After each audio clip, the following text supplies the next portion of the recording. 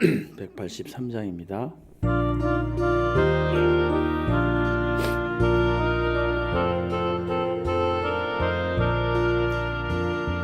빈들의 마른 불같이 시들은 나의 영혼, 주님이 약속한 성령 간절히 기다리네. 아무런 메마른 땅에 단비를 내리시듯 성령의 단비를 새 생명 주옵소서. 반가운 그 소리 들려 산천이 춤을 추네. 봄 뛰어내리는 성령 내게도 주옵소서. 아무런 메마른 땅에 단비를 내리시듯 성령의 단비를 새 생명 주옵소서. 절 따라 우로를 내려 조목이 무성하니 갈급한 내 심령을 내 성령을 부으소서. 가물어 메마른 땅에 단비를 내리시듯 성령의 단비를 새 생명 주옵소서. 참되신 사랑의 언약 어길 수 있사오랴. 오늘의 흡족한 은혜 주실 줄 믿습니다. 아무런 메마른 땅 단비를 내리시듯 성령의 단비를 새 생명 주옵소서.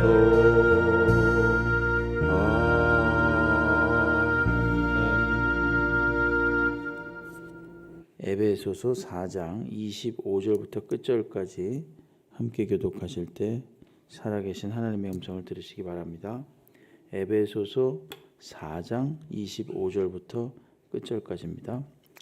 그런즉 거짓을 버리고 각각 그 이웃과 더불어 참된 것을 말하라. 이는 우리가 서로 지체가 됨이라.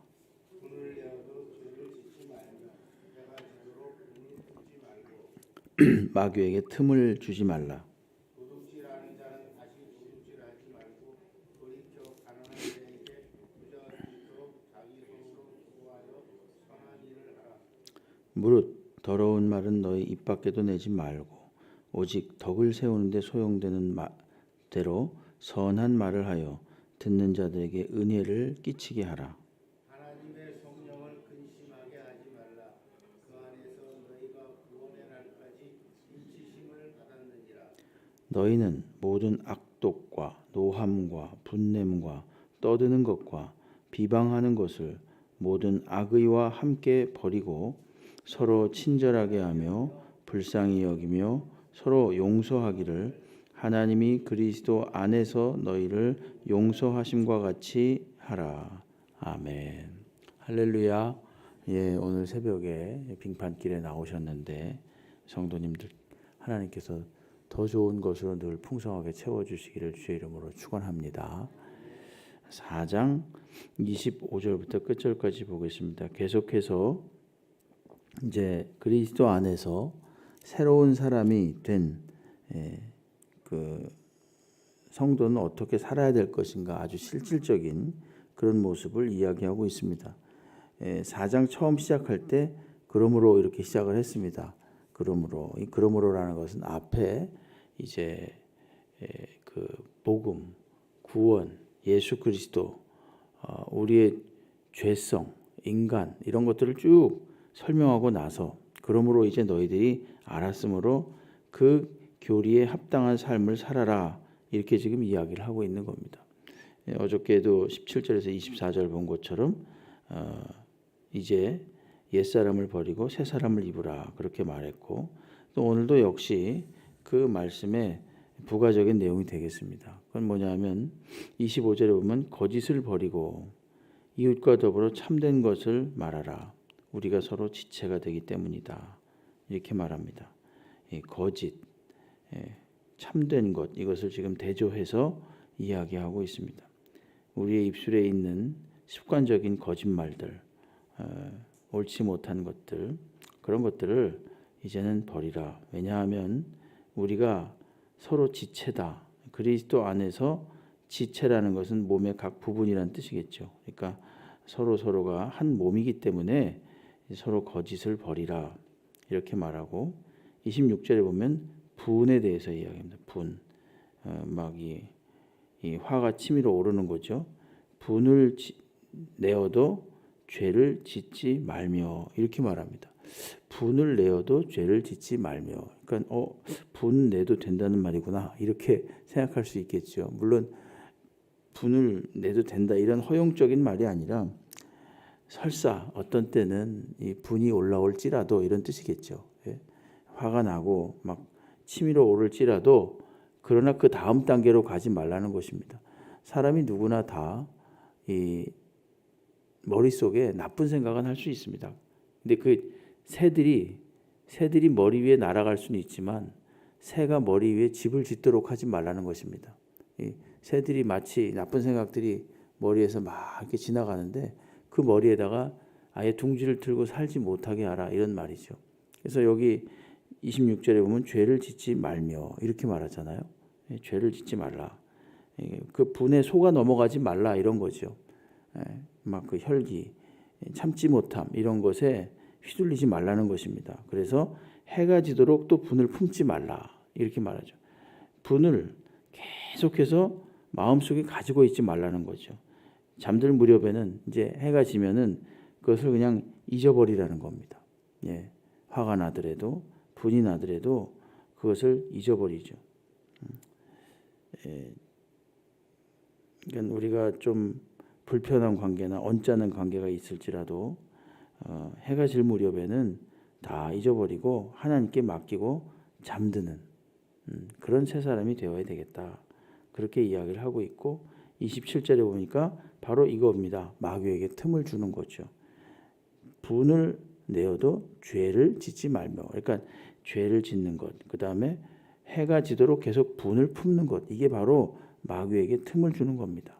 마귀가 그렇지 걸렸구나, 나의 낚싯줄에 걸렸구나 이런 거죠. 분을 슬쩍 던졌는데 그 분을 덥석 물어가지고 그걸 가지고 이제 또 막 이렇게 표출하고 말하고 이렇게 자신이 생각한 것을 담고 있지 못하고 막 이 치밀어 오는 분을 막 말하는 겁니다. 그럼 남는 게 뭐겠습니까? 언제나 후회입니다. 후회와 부끄러움. 늘 그거죠. 왜 그랬을까? 늘 항상 그건 비슷할 겁니다. 모든 사람들이 다. 그래서 마귀에게 틈을 주지 말라. 절코. 28절에서 도둑질이 또 나옵니다. 거짓이 나왔죠. 25절에. 26절에는 분이 나왔고 28절에는 도둑질이 또 나왔어요. 더 이상 도둑질하지 말라. 근데 특이한 건 다시 도둑질하지 말고 돌이켜 가난한 자에게 구제할 수 있도록 자기 손으로 수고하여 선한 일을 하라. 이 도둑질과 구제를 지금 이렇게 비교해서 이야기하고 있습니다.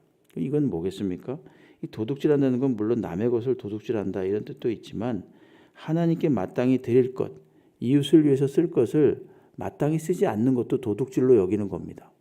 좀 넓게 적용하면은 그렇게 나와 있잖아요. 여기 지금 도둑질과 구제를 이렇게 비교해서 이야기를 하잖아요. 그리고 29절에 보게 되면 더러운 말이 또 나옵니다. 더러운 말. 더러운 말은 너의 입 밖에도 내지 말라. 이렇게 이야기하죠. 오직 덕을 세우는 데 소용되는 대로 선한 말을 하여 듣는 자들에게 은혜를 끼치게 하라. 이 말은 한번 밖으로 나가면 주워 담을 수가 없죠. 물론 글도 그렇겠지만 말도 그렇습니다.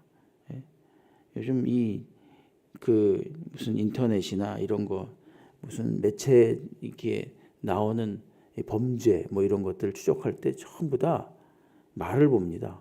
그 사람이 했던 말, 인터넷상에다가 했던 말들, 그게 다 남거든요, 자료로. 그래서 그걸 가지고 이제 다 이제 추궁을 하는 거죠. 심판을 하면서 이 말, 더러운 말이 흩어지는 것 같지만 그렇지 않습니다. 그것을 듣는 사람에게는 그것이 가시처럼 팍팍 꽂혀는 거죠. 그러다 보니까 그런 거를 하지 말라. 그리고 덕을 세우는 말을 하라. 선한 말을 하라. 이렇게 말하고 있습니다. 이게 바로 세 사람, 어저께 본 것처럼 24절에 있는 세 사람의 특징이라는 겁니다. 그리고 30절에 보게 되면 성령을 근심하게 하지 말라. 성령께서 이제 예수를 믿어서 성령이 우리 안에 거하시게 되는데 이제 성령님이 우리가 이렇게 거짓말하고 분을 내고 도둑질하고 함부로 말하고 이런 말입니다. 우리 안에 계신 성령께서 탄식하는 겁니다. 근심한다. 30절에 그렇게 말하고 있습니다. 그 안에서 즉 성령 안에서 너희가 구원의 날까지 인치심을 받았느니라. 너희가 이미 도장으로 꽝 찍어서 하나님의 백성으로 이 부르심을 받았습니다. 주일날에 말씀드린 것처럼 이미 하나님의 백성으로 부르심을 받은 사람을 하나님이 내치지 않습니다. 그러나 부족한 자식을 보면 부모가 근심하듯이 성령께서 근심하는 거죠. 왜 저러나 이러면서 근심하고 탄식하시는 거죠. 그게 30절의 말씀입니다. 다시 정리해서 이야기를 하는 거죠. 31절에는 너희는 모든 악독, 노함, 분냄, 떠드는 것, 비방하는 것 이런 것들을 모든 악의와 함께 버리라 이렇게 이야기하고 있습니다. 전에는 버릴 수 없었지만 이제는 버릴 수 있다는 겁니다. 왜? 새 사람이 되었기 때문에 성령이 너희 안에 거하시기 때문에 마음을 먹고 이거 내치고 예수의 이름으로 물리쳐 버리면은 되는 겁니다. 그렇게 자꾸 훈련을 해야죠. 그냥 이런 마귀에게 속아 넘어가지고 자꾸 거짓말하고 화내고 함부로 말하고 이렇게 하면은 새 사람으로서 부끄럽다는 거죠. 그리고 총 결론으로 32절을 보십시오. 서로 친절하게 하며 친절하게 하는 게 이게 그리스도인에게 표징입니다.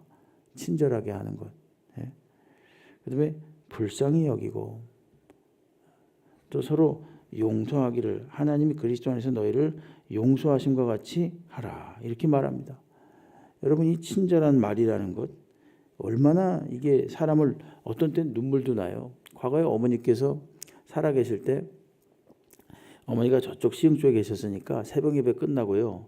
이제 어머니 모시고 끝나자마자 이제 가가지고 저기 그 강남 성모병원 또 이렇게 딱 모시고 가고 막 그 왔다 갔다 막 굉장히 막 분주하고 마음도 조급하고 피곤하거든요.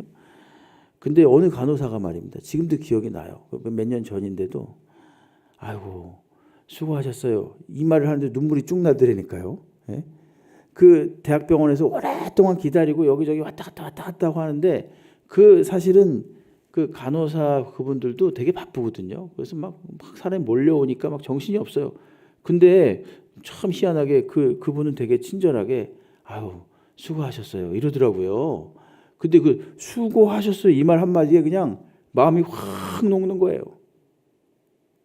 여러분 어느 누군가에게 우리가 이렇게 말을 해주는 것이 그 사람을 굉장히 위로한다는 사실을 꼭 잊지 마시기 바랍니다. 그러면 그 사람의 마음이 확 풀려요. 따뜻해지고. 이걸 누가 해야 되느냐? 그리스도인이 해야 된다는 것입니다. 길 가는 아주머니나 아저씨에게, 동네 분들에게, 또 뭐 하여간 만나는 누군가에게 따뜻하게 그저 인사만 해도 말입니다. 사람의 마음이 풀리잖아요. 이게 그리스도인의 표징입니다. 제가 늘 말씀드립니다만은 전도라는 게 다른 게 아닙니다. 따뜻하게 그저 이웃하고 인사하면 그게 전도입니다. 옛날에 한경직 목사님께서 저쪽 그 영락교회 그쪽에서 시장통을 막 다니면서 성경책 끼고 다니면서 시장통에 그 상인들 그 아저씨 아주머니들한테 인사 열심히 하고 그리고 툭툭툭툭 치면서 아이고 수고하십니다. 교회 한번 오세요. 그것 때문에 다 전도했다는 거 아닙니까? 한경직 목사님이. 저희들도 마찬가지입니다. 친절하게 하는 거.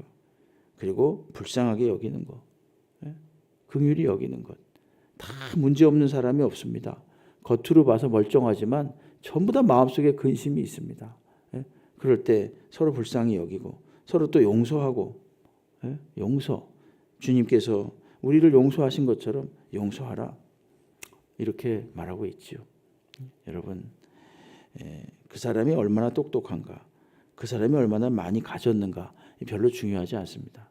물론 중요한 얘기입니다만은 그것이 어떻게 밖으로 표출되느냐가 더 중요합니다. 자기가 가진 것, 자기가 가진 이것을 가지고 사람들을 얼마나 유익하게 할 수 있느냐, 이것이 세 사람의 기준입니다. 그저 내가 그냥 이렇게 나만 잘 살면 되지. 그건 플러스 마이너스 0입니다. 그러나 그저 이웃들에게 이제부터 그리스도인으로서 단 한 사람에게라도 선하게 잘 대접할 수 있다면 이것이 정말 새 사람입니다. 큰 욕심 내지 마시고요. 오늘 내가 만나는 사람에게 그저 인사 한 번 더 하고 친절하게 말하고, 커피 한 잔 더 타주고, 뭐 이렇게 아름답게 따뜻하게 새 사람으로서 사는 한 날이 되시기를 주의 이름으로 축원합니다.